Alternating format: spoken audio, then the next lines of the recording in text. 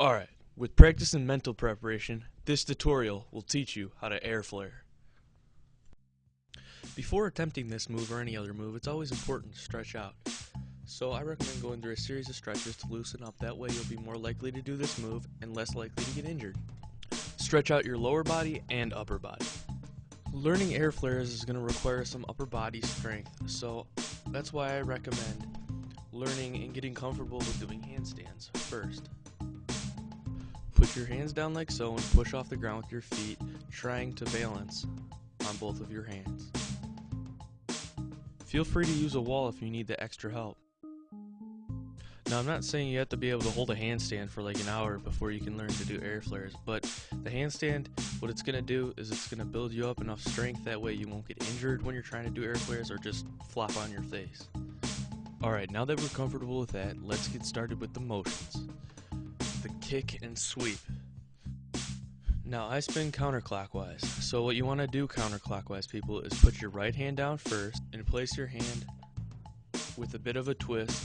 That way you're going to follow through with your whole body and not do a 90s, so to say, on the ground. Alright, watch that carefully. Right hand goes down in the comfortable position, left leg kicks up, right leg sweeps through.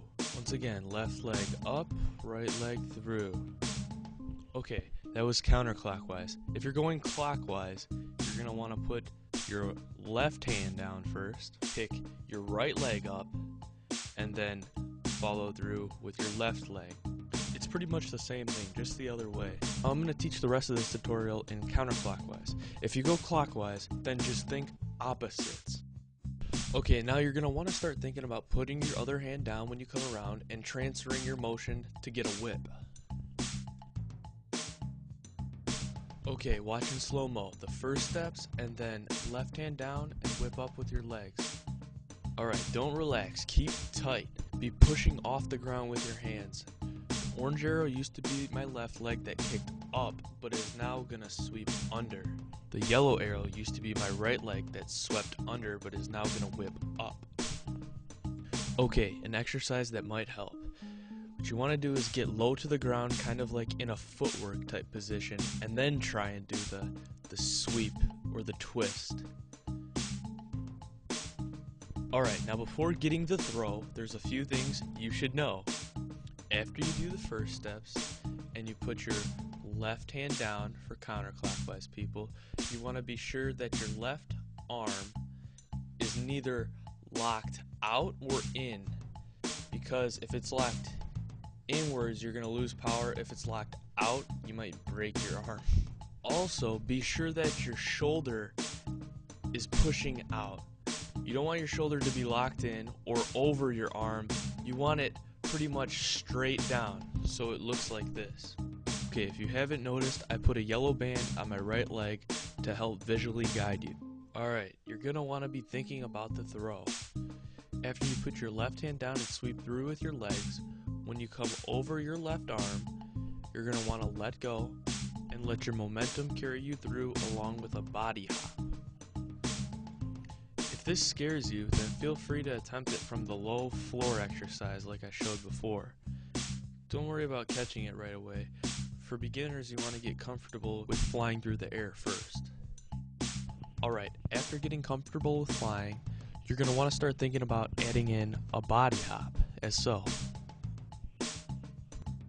Now when I say full body hop, I mean not just bending and snapping your leg, which it may look like when most people do the airflare, but rather you want to use a little bit of your shoulder, arm, hips, legs, everything.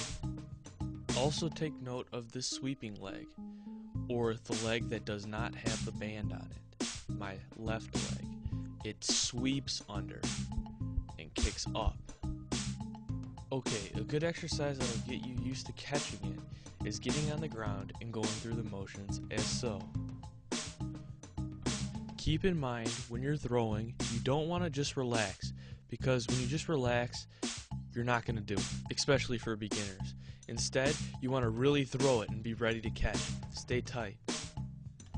Eventually, you'll get comfortable with catching and still feel like you're in the air after you catch. However, if you want to do continuous air flares, you got to always be thinking about doing multiple air flares. Doing continuous air flares, your hand's going to come back down and you're pretty much going to repeat the previous steps over and over. It is also important to find the sweet spot for your hop.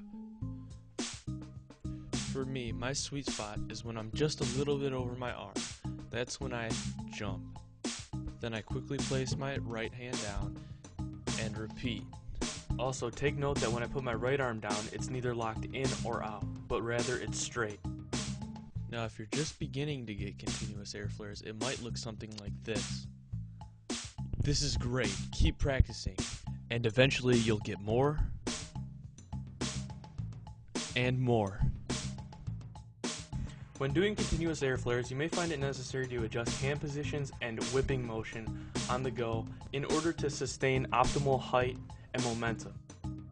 So keep practicing, don't give up, keep trying to do multiple air flares, and subscribe to Pygmy123. It'll make me really happy. Thanks a lot.